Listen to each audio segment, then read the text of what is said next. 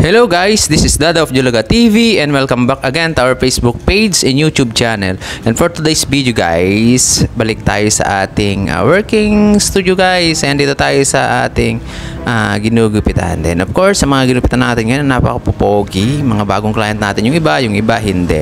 And eto si Kuyang, ayan, ginupitan natin. Eto si engineer din. Ayan, mga naghihintay din sa atin to pag wala tayo. Nagkatsempuhan din kami kasi nga, ayan, mga engineer yung mga ginupitan ko guys, tatlo.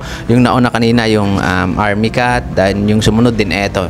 Yan guys, ayan, kita nyo naman din. Eto si Chong, laging client natin to, 10 days lang din magpagupit to, minsan 2 weeks, ganun lang. 10 days, 2 weeks, ganun lang. And eto rin, ayan, si Tropa, ang sabi niya, pinagupit niya, ano daw, mulet na may pagka 2 black.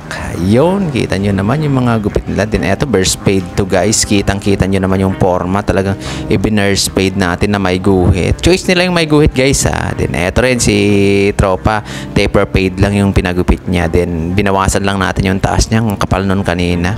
Ayan, army cut lang din tong mga Tropa pips natin, kaya mabilis lang natin ginupitan.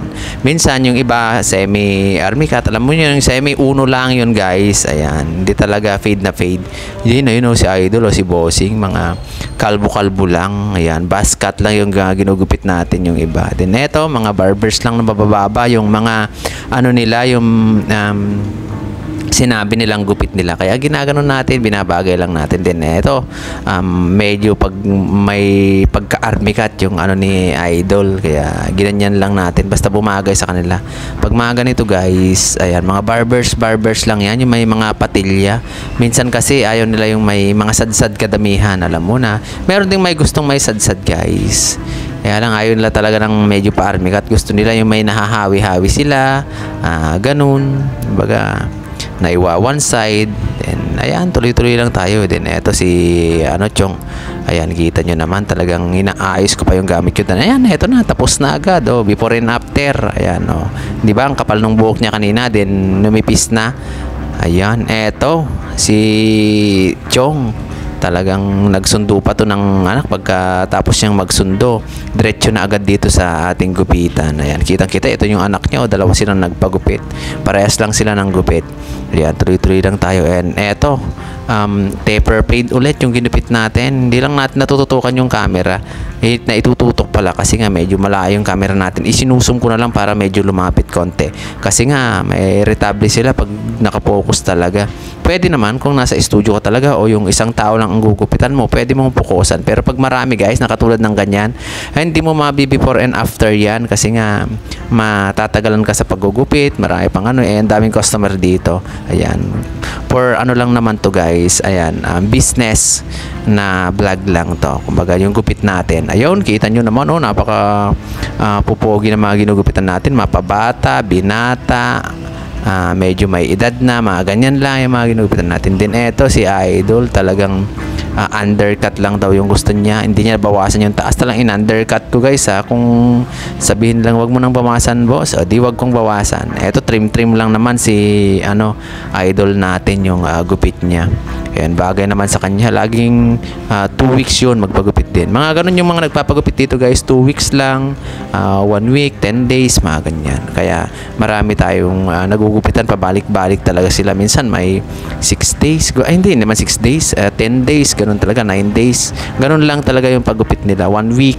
Kasi syempre may mga kaharap sila, kumbaga nakikipag-usap sila sa mga kliyente nila. Ayan, eto, kita nyo naman, talagang barbers na manipis lang, kumbaga yung barbers natin na manipis, pag sinabi guys, in-undercut ko na yon, tapos binabaan ko lang konti, ganun lang yung gilid niya.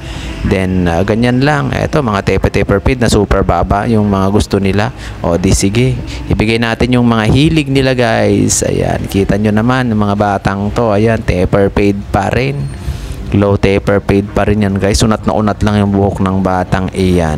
Ayan, kita nyo naman. Ayan, eto si Bossing din.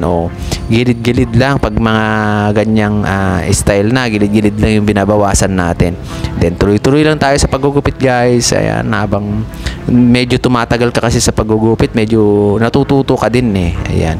Iba't iba kasi yung magugupitan mo. Then malalaman mo na kung anong style ba ng buhok niya, manipis or makapal na buhok, yung igugupit mo, malalaman mo rin kung malaki ang ulo, maliit, bengkong-bengkong yung ulo o bilog na bilog talaga yung ulo. Depende sa ulo yan guys, then sa buhok kung anong magiging outcome niya pagkatapos mong gupitan. Ganun lang, analyze mo yung buong ulo para malaman mo agad yung gupit.